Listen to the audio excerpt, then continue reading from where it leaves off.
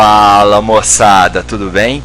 Meu nome é Paulo Roberto, sou professor de Biologia e nessa videoaula vamos falar um pouquinho de vírus. Um assunto fantástico, né? Olha, quem quiser entrar em contato comigo, tá aí o meu e-mail, paulobhz@hotmail.com, e tá aí o meu blog também, biologiadiversa.blogspot.com. Então, moçada, vamos começar nessa viagem aí, ó. Fazendo uma definição bem simples, quem são os vírus? Os vírus são agentes infecciosos acelulares que fora das células hospedeiras são totalmente inertes, ou seja, não possuem nenhuma atividade. Como está aí colocado em negrito, todo e qualquer vírus não apresenta metabolismo próprio. Metabolismo, gente, representa o conjunto de reações químicas realizadas por uma célula ou por um organismo. Todo e qualquer vírus não tem metabolismo próprio. Então fica aí a dica, hein? Quando falar em reação química, quando mencionar qualquer tipo de produção de substâncias, os vírus não realizam, ok?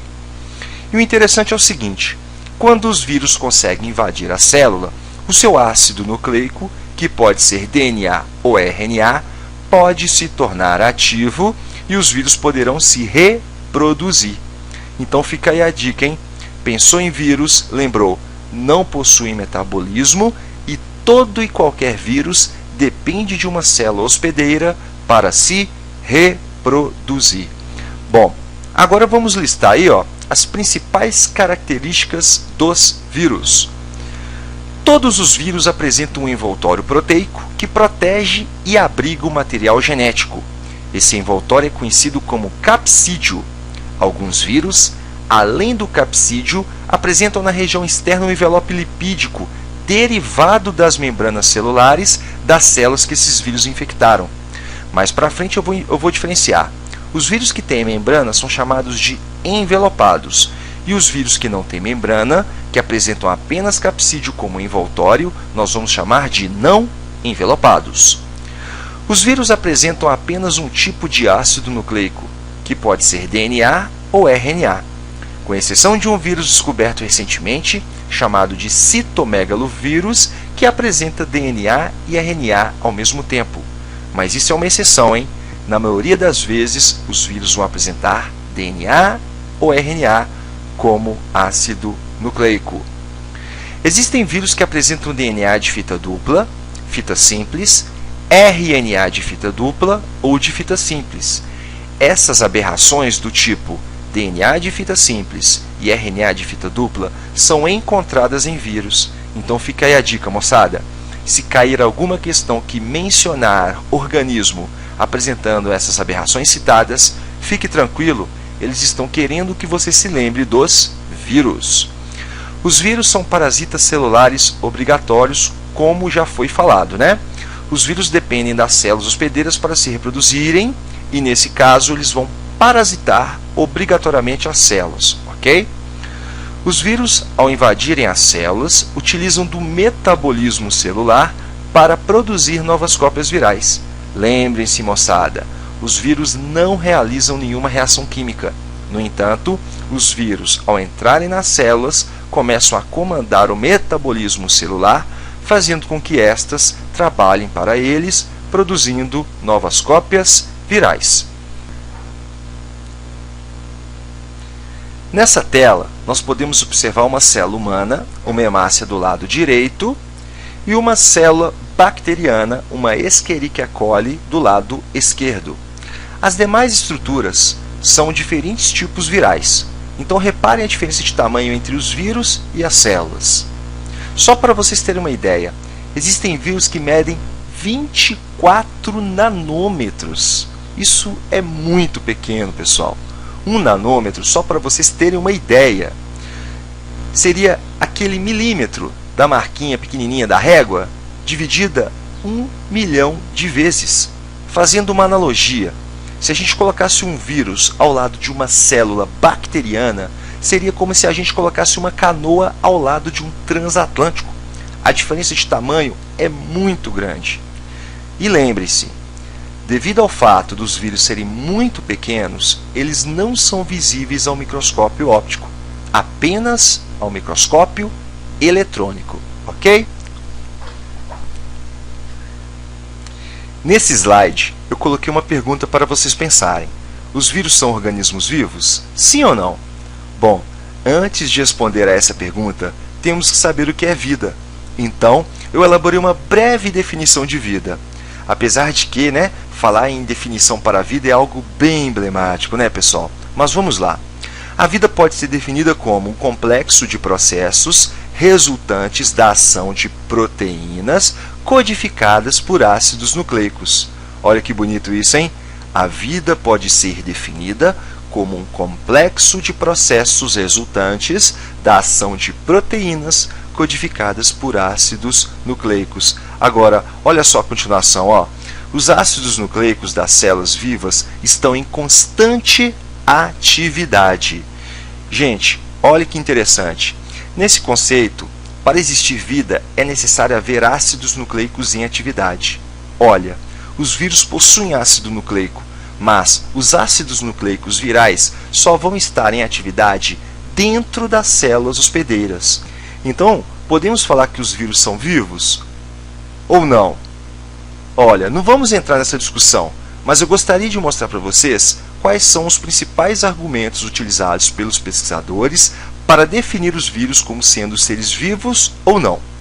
Bem, aqueles que defendem que os vírus são seres vivos afirmam que os vírus são vivos devido ao fato deles apresentarem material genético e serem capazes de se reproduzirem. Já os cientistas que defendem a ideia de que os vírus não são seres vivos alegam que os vírus não apresentam constituição celular e metabolismo próprio. Lembrando vocês, pessoal, as provas não vão perguntar se os vírus são seres vivos ou não. O que elas podem perguntar são as justificativas de cada corrente de pensamento. Agora vamos falar um pouquinho sobre a estrutura dos vírus. Os vírus podem ser divididos em dois grupos de acordo com a sua morfologia. Do nosso lado esquerdo, nós temos um vírus bacteriófago, que, como o próprio nome sugere, ele infecta bactérias. Esses vírus apresentam os seguintes componentes. Eles apresentam o capsídeo, formado por proteínas, e dentro do capsídeo eles apresentam uma ou mais moléculas de ácidos nucleicos. Nesse caso, esse vírus, por apresentar apenas capsídeo e ácido nucleico, é classificado como sendo não envelopado. Já do lado direito, temos o vírus influenza, o causador das gripes. Ele apresenta, além do capsídeo e do ácido nucleico, uma membrana, isso mesmo. Essa membrana que ele apresenta aqui na região externa, ela vai delimitar toda a estrutura viral, Então, reparem, membrana, essas estruturas cilíndricas logo na região interna são os capsídeos e dentro dos capsídeos o ácido nucleico, que nesse caso aqui é o RNA. Então, moçada, para finalizar o assunto, fica fácil, olha. Quando um vírus, como é o caso do influenza, que está aí mostrado à direita, apresentar capsídeo, ácido nucleico e membrana, ele será classificado como envelopado ou capsulado, ok? Se o vírus apresentar apenas capsídeo e ácido nucleico, como é o caso do bacteriófago, ele vai ser classificado como sendo não envelopado e não capsulado. Facinho, não é? Então, vamos dar prosseguimento à nossa aula. Bom, vou falar um pouquinho agora sobre como que os vírus envelopados surgem. É muito fácil. Reparem aqui nessa figura, olha. Aqui nós temos um capsídeo viral, ele está se aproximando da face interna da membrana celular, ok? E, ao encostar na membrana celular, ocorre um processo que nós chamamos de brotamento. O que é isso? A membrana vai começar a envolver o capsídeo, ok? E esse capsídeo ele vai se afastando cada vez mais do citoplasma, e essa membrana, então, vai delimitando a estrutura do capsídeo, até que uma fração da membrana se destaca e passa a envolver completamente o capsídeo viral, ok? Essa membrana que era da célula, que agora passa a envolver completamente o capsídeo viral, nós chamamos de envelope viral, ok? E é assim que surgem os vírus envelopados. Então, para finalizar, quando um vírus for envelopado, ele apresenta membrana. E essa membrana que ele apresenta provém da célula que ele infectou. Ok? Continuando. Bom, aí está uma pergunta interessante. Olha, quem são os hospedeiros dos vírus? Bom, pessoal, eu costumo dizer em sala o seguinte: ninguém escapa dos vírus. Todo ser celular, todo ser vivo que apresenta células está sujeito à infecção viral. Seja ele um animal, ou um vegetal, ou um protozoário, ou um fungo, ou uma própria bactéria, não interessa. Qualquer organismo dotado de células pode ser infectado por vírus. E o mais curioso, pessoal, é que até mesmo alguns vírus podem também ser infectados por outros vírus. Olha que curioso. Em 2003, cientistas descobriram um vírus gigante que parasita amebas. Esse vírus ele foi apelidado de mamavírus. Estes vírus, quando estudados, apresentaram em seu interior, dentro de seus capsídeos, outros vírus ainda menores, conhecidos como Sputniks. Então, olha que coisa maluca. Um vírus parasitando outro vírus, isso é possível. Olha que interessante. Agora é necessário falar o seguinte: apesar de todos os seres vivos celulares estarem sujeitos ao ataque dos vírus, os vírus apresentam uma especificidade. O que quer dizer isso? Um determinado tipo viral só vai conseguir invadir uma célula se ele conseguir interagir com moléculas receptoras situadas na membrana celular. Isso significa que cada vírus só infecta aquele grupo celular que apresenta receptores específicos a ele. Para que haja infecção, é necessário que haja uma compatibilidade entre moléculas situadas na superfície viral e receptores de membrana da célula. Não havendo esta compatibilidade, o vírus não entra na célula. Nessa ilustração, nós podemos enxergar isso direitinho, pessoal. Temos aqui um vírus envelopado, reparem, tá? Com moléculas presentes na sua superfície, no seu envelope, e essas moléculas estão interagindo com receptores situados na membrana celular. E olha como é que o encaixe se deu de maneira perfeita. Olha como é que a geometria das moléculas é extremamente compatível. Se houver esse encaixe perfeito, o vírus ele vai se aproximando da membrana celular até que ele consegue ter acesso ao citoplasma da mesma.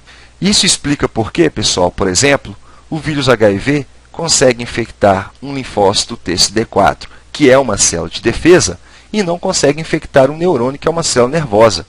Isso ocorre porque, dentre essas células, somente o linfócito TCD4 apresenta receptores específicos ao vírus HIV. Como o neurônio não possui, ele não pode ser infectado pelo vírus HIV. Olha que interessante. Para ilustrar melhor o que foi dito, temos aqui um vírus HIV interagindo com uma célula de defesa, que pode ser ou um linfócito TCD4 ou um macrófago. Ambas apresentam dois tipos de receptores que interagem com o vírus HIV e permitem a sua entrada no interior da célula. Um desses receptores é o receptor CD4, esse aqui verdinho, ó, do lado esquerdo. Reparem. Além desse receptor CD4, o vírus também interage com um outro receptor, que é chamado de correceptor. Esse correceptor varia em dois tipos. Nós temos o CCR5 presente nos macrófagos e o CXCR4 presente nos linfócitos TCD4. Ambos os correceptores conseguem interagir com essas moléculas presentes na superfície viral, que aqui está sendo descrita como GP120. Se essas moléculas GP120 interagir com o receptor CD4 e interagir com o correceptor, o vírus, então, pode infectar a célula. Ok, pessoal? É assim que funciona, então, a interação do vírus HIV com as células de defesa humana.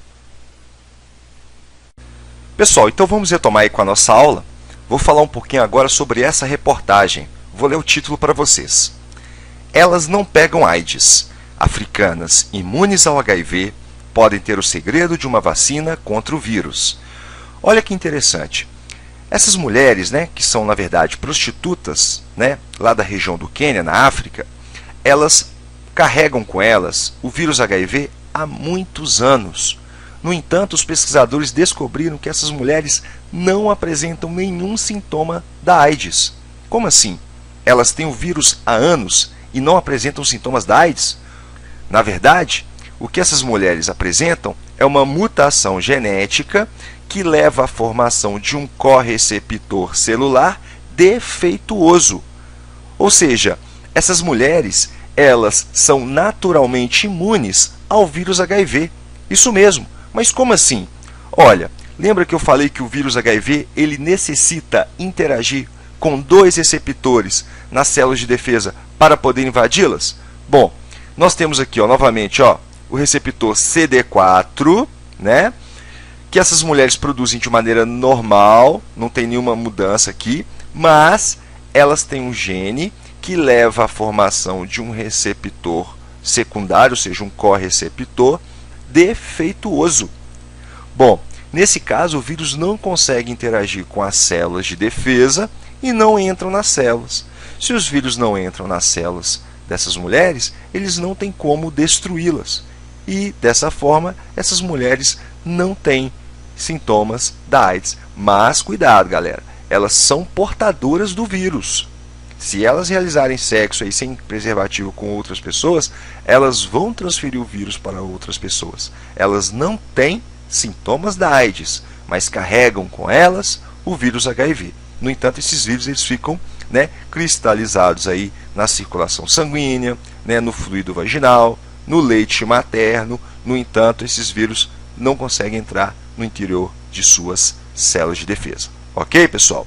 Então, uma curiosidade aí, que é bastante interessante e isso aí pode ser abordado aí nas provas. Continuando, então.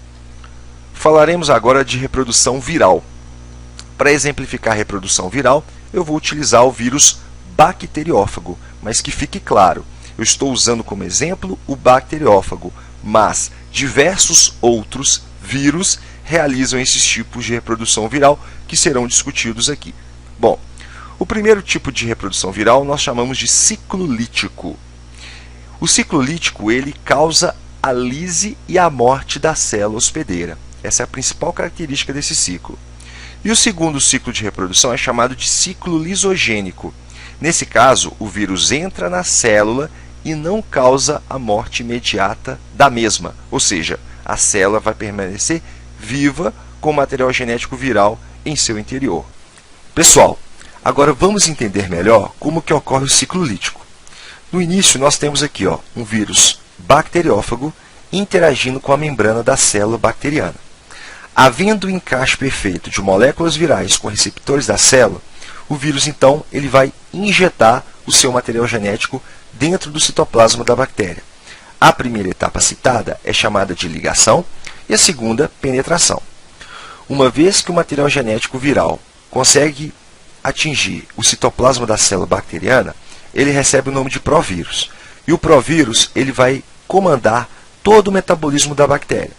A bactéria passa, então, a trabalhar para o vírus, sintetizando novas estruturas virais. Esse processo é chamado de síntese.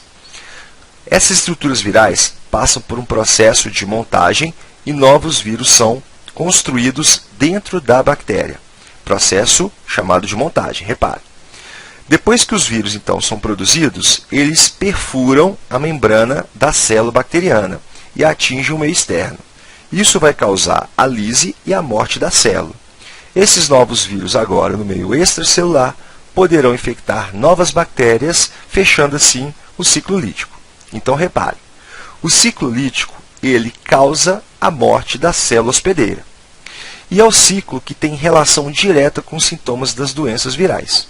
Se uma pessoa estiver apresentando algum sintoma de alguma doença viral, significa que naquele organismo existem vírus em ciclo lítico causando morte de células. Ok?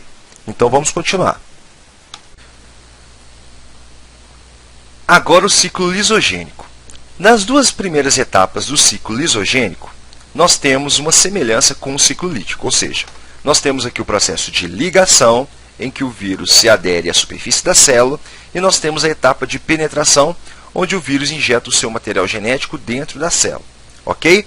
Agora vem coisas novas. Olha, esse material genético viral que entra na célula, que no caso aqui é a bactéria, o provírus, esse material genético viral ele vai ser acoplado ao material genético da célula. Ou seja, o provírus se encaixa dentro do cromossomo da célula, que no caso aqui é a bactéria. Toda vez que essa célula se dividir, ela sem querer divide também o material genético viral. E esse processo vai se sucedendo de tal maneira que as células filhas todas vão apresentando o provírus inativo dentro delas. Até aí tudo bem, moçada. Por quê? Porque esse material genético viral ele está inativo. Ele não vai causar morte de células. A pessoa que apresentar o vírus no ciclo lisogênico não vai ter problema nenhum em termos de saúde, porque ela não vai apresentar sintomas de nenhuma doença. Agora, olha que interessante.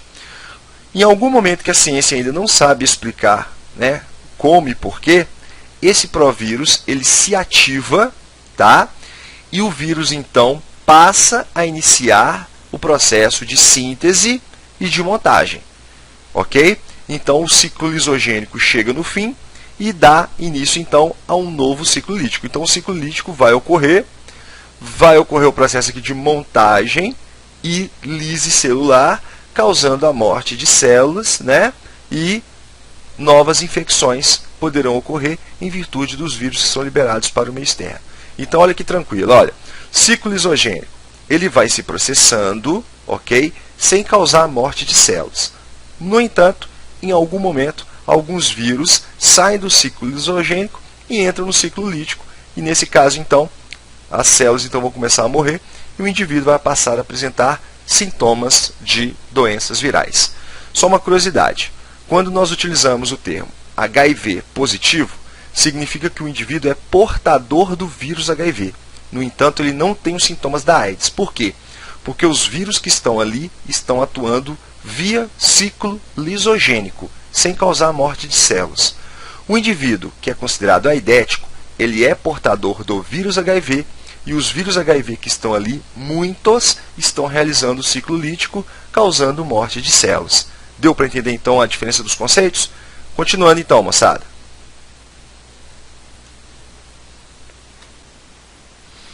Pessoal, estamos chegando aí na reta final da aula e vamos agora falar da classificação dos vírus de acordo com o tipo de ácido nucleico que eles apresentam. Primeiramente, vou falar dos vírus de DNA. Esses vírus apresentam dentro de seus capsídeos uma ou mais moléculas de DNA. Esse DNA, no interior da célula hospedeira, vai codificar a síntese de RNA. E esse RNA, por sua vez, vai codificar a síntese de proteínas virais. Exemplos de vírus de DNA que nós temos aí são os bacteriófagos, como nós já falamos bastante hoje, e nós temos também os vírus da herpes e do sarampo. Todos estes são vírus de DNA. Já os vírus de RNA vão apresentar uma ou mais moléculas de RNA dentro de seus capsídeos. Esse RNA ele vai codificar dentro das células hospedeiras um novo tipo de RNA chamado de RNA mensageiro. Esse RNA mensageiro vai codificar a síntese de proteínas virais. Bom, existem vírus de RNA que são chamados de retrovírus, como está aqui marcado aqui de vermelho. O retrovírus ele tem dentro de seus capsídeos uma ou mais moléculas de RNA. Mas, olha que interessante, esse RNA ele vai codificar dentro da célula hospedeira a síntese de um DNA.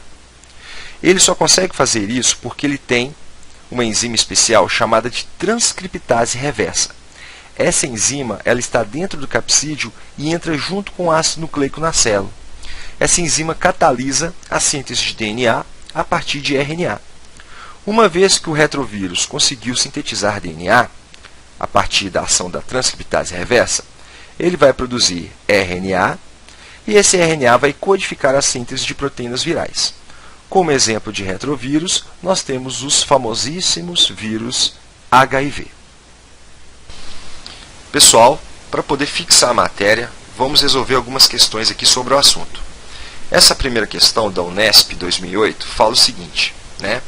Fala de um antirretroviral, como está aqui no título, que aumenta em 13 anos a sobrevida média de pacientes com HIV. Eu não vou ler aqui o texto todo, não, mas se vocês quiserem, podem ficar à vontade. Eu vou direto para o comando da questão. O comando da questão fala assim, ó, os coquetéis para pacientes com HIV contêm medicamentos AZT, DDI, D4T e 3TC que atuam inibindo a transcriptase reversa. É possível afirmar que a atuação do antirretroviral evita. Pessoal, se o antirretroviral inibe a transcriptase reversa do HIV, significa que o vírus, ao entrar na célula, não vai ter o seu DNA produzido a partir de seu RNA. A célula não vai conseguir, sintetizar DNA viral através do RNA viral. Ou seja, se a transcriptase é inibida, a síntese de DNA viral não vai ocorrer. E olha aqui a letra B. Ó. Evita, o que o antirretroviral evita? Síntese de DNA através do RNA. É a resposta correta. Ok? Pessoal, então vamos fazer mais uma questãozinha aí. Essa é da Unifesp 2008 e ela pede para a gente analisar um gráfico. Perceba esse gráfico. No eixo Y, nós temos aqui o número de CD4, ou seja, linfócitos TCD4, por milímetro cúbico de sangue, em função do tempo em anos, ok? E aqui nesse outro eixo aqui nós temos o número de vírus, por milímetro cúbico de sangue. E nós temos duas curvas, a curva Z contínua e a Y pontilhada. Qual delas que se refere ao número de linfócitos TCD4? Gente, provavelmente é a curva Y pontilhada. Por quê? No início aqui, nós temos a infecção, o número de células de defesa aumenta. Com o passar do tempo, diminui. E perceba, essa diminuição é acompanhada pelo aumento dessa outra curva aqui. Então, essa outra curva aqui provavelmente representa a concentração de vírus, e quando o vírus aumenta, diminui a concentração de linfócitos TCD4. Então, perceba que é uma relação inversamente proporcional. Depois que nós temos aqui a diminuição do número de linfócitos TCD4, passa um tempo, vírus reduz e linfócitos TCD4 aumenta. E, posteriormente, daí a alguns anos, a carga viral vai aumentando e o número de linfócitos TCD4 vai diminuindo por consequência. Então, vamos ver o comando da questão. O HIV, vírus causador da AIDS, ataca principalmente um tipo de célula denominado linfócito CD4. No gráfico, Z indica a quantidade de. Aí, para completar aí, o espaço, nós temos que colocar o quê? Z indica a quantidade de vírus HIV. E Y, a quantidade de linfócitos TCD4. No final, quando o paciente já está lá apresentando sintomas da AIDS, ele vai apresentar poucos linfócitos TCD4, ou seja, Y, olha aqui, e muitos vírus HIV. Olha o Z aqui no alto. Continuando. No sangue de um portador que não recebeu tratamento ao longo da infecção. Os tratamentos da AIDS que ainda não têm cura incluem drogas que, entre outras ações, interrompem a síntese de ácidos nucleicos. No caso do HIV, portanto, em última instância, será interrompida a síntese de a partir do viral. Gente, se essas drogas interrompem síntese de alguma coisa, provavelmente elas estão atuando sobre a transcriptase reversa. Se elas estão atuando sobre a transcriptase reversa, elas vão interromper a síntese de DNA a partir do RNA viral. As palavras que completam corretamente as lacunas do texto são, respectivamente, olha aqui a letra B, HIV, linfócito CD4, DNA, RNA. Novamente a letra B e a resposta. Moçada, então vamos para a nossa última questão da UFF, Universidade Federal Fluminense. Fala assim, relativamente ao vírus, afirma-se corretamente que, letra A, No caso dos retrovírus, que causam diversos tipos de infecções, a enzima transcriptase reversa catalisará a transformação do DNA viral em RNA mensageiro. Pessoal, é o contrário, né? Está errado.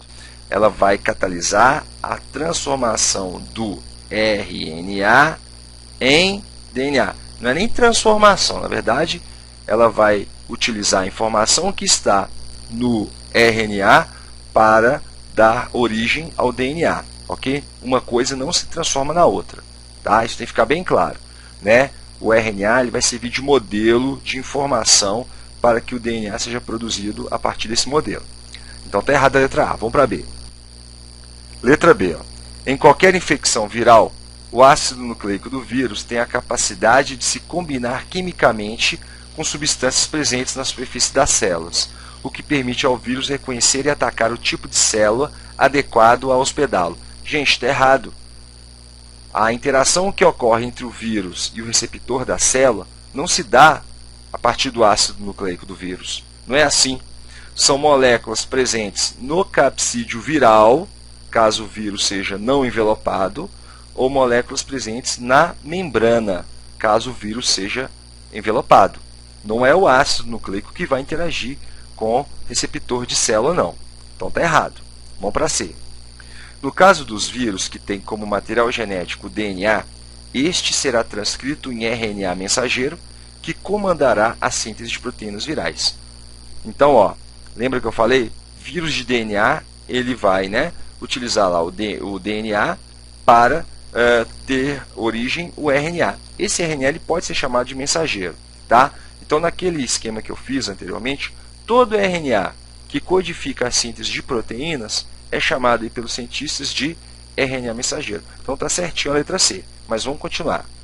Letra D. Em qualquer infecção viral, é indispensável que o capsídeo permaneça intacto para que o ácido nucleico do vírus seja transcrito. Não, gente, se o vírus entrar dentro da célula com o capsídeo, esse capsídeo ele tem que ser degradado para que o ácido nucleico do vírus possa, então, né, ser utilizado aí como molde para a produção de RNA, ou seja, para que ocorra a transcrição. Então, o capsídeo não pode ficar intacto, senão a transcrição, né, que é a formação do RNA a partir do DNA, não ocorrerá. Ok? Vamos para a letra E. Em todos os vírus que têm como material genético o RNA, este será capaz de se duplicar sem a necessidade de se transformar em DNA, originando várias cópias na célula hospedeira. Olha, o que está errado nesse item é esse todo. Em todos os vírus que têm como material genético o RNA, este será capaz de se duplicar sem a necessidade de se transformar em DNA. Mentira! Tem vírus de RNA que, para que outros RNAs possam ser produzidos, ele tem que primeiro dar origem a um DNA. Ou seja, lembra dos retrovírus? Entra RNA. Esse RNA ele vai ser codificado em DNA para que os RNAs mensageiros possam ser produzidos. Então, os retrovírus não funcionam da forma com que a letra E está falando aqui, né? Se fosse um vírus de RNA normal, sem ser retrovírus, perfeito. Então, nesse caso, a resposta correta é a letra C, ok? Pessoal, então essa foi a nossa videoaula aí sobre características gerais de vírus. Espero que vocês tenham gostado. Em breve estarei postando aí novas aulas, tá? Para quem quiser aprender mais aí sobre esse fascinante mundo da biologia. Para quem gosta também, se quiser trocar informações comigo, fiquem à vontade, ok?